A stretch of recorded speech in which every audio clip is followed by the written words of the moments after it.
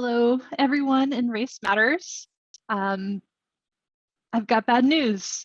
You should be watching a conversation between Professor Moss and Dr. Lohr Sapp at this moment. They were our fantastic guests for the class for this evening, but unfortunately, a technical glitch resulted in the loss of the recording for most of this evening's conversation.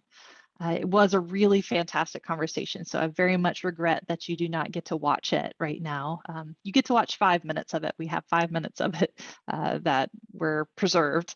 But I do encourage you to engage with the learning materials that Dr. Moss provided for this week. That gets you a little bit of the way there.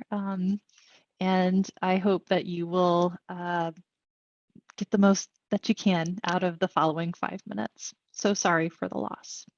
I think about, Jennings says in his article that the issues we're talking about, trying this whole moving toward spiritual belongingness and dealing with the things we're talking about is a Christian dilemma. He puts it squarely on the shoulders of Christians. I read it as Christians kind of need to get their act together in terms of how they are dealing with these issues in the church. And I get the perspective of theology being, not neutral, and it's, depending on the perspectives and context that shape it. But if all of these Christians are reading, the Bible is the inspired and infallible word of God, and are believing that and share in this common belief, can we move forward with still a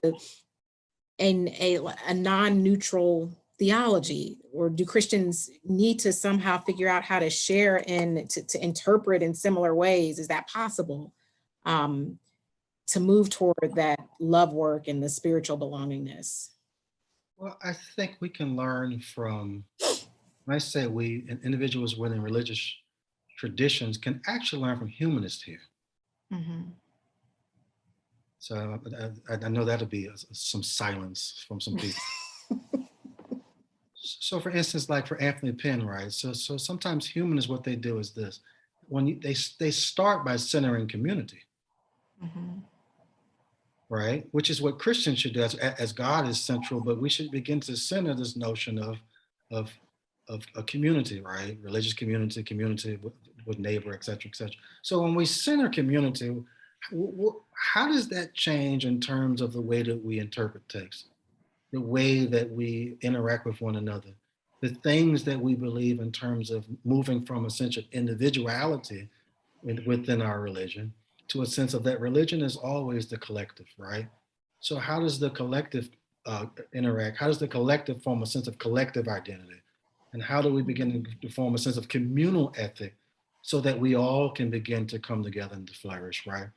But when we center other things, like for Jennings, when you center whiteness for Jennings, or when you center race, or when you center something else, right, it always leads to a sense of fragmentation, a sense of alienation from the other, and a sense that we're all on these little isolated islands without never actually being in community with one another, right? Mm-hmm. So I think we got to begin to reorient the ways of what's become central to our understanding in terms of after the salvific, whatever that is. Mm-hmm. Well, a question on this topic from the Q&A from council chairperson is the name there. It says the church, the institution as opposed to the faith one follows, is no longer the center of culture and society, if we are honest. It has been co-opted by white nationalism. How can we name this and see how whiteness and religion is conflated with nation and conservative values? And then the follow-up question from the same person is, and is this very statement one of whiteness? Is the Black church still the center of culture for the Black community?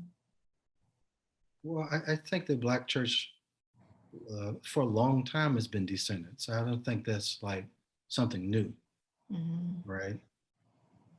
Two, I think it gives a sense of, I would say, in terms of the use of narrative, I think it centers the church, particularly Black church, without the recognition that there were other, I would say, religious expressions of Blackness or within the Black community that in some measure help to provide the same sense or difference and an equal and important sense of belonging, community, identity, flourishing, and help one to survive, right? So even though I identify as a Christian as being a pastor, I think it's a misnomer or fallacy to just center the Black church, right? Number two, right? I think in some measure, I think it's our nostalgia that kills the Black church. On that kind of downbeat for this week, we said that we would dismiss 5 minutes early. So we are unfortunately out of time here this evening. Recordings of tonight's session, I hope, I don't know what just happened to my connection, but I hope it didn't mess up the recording for tonight.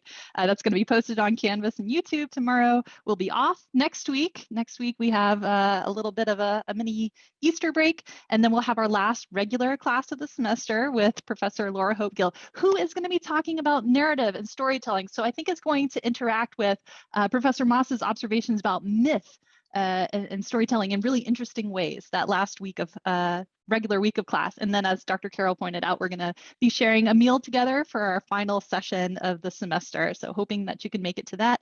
Please consider at this moment joining the Visiting Writer Series presentation that's starting in 5 minutes by Dr. Robin Wall-Kimmerer.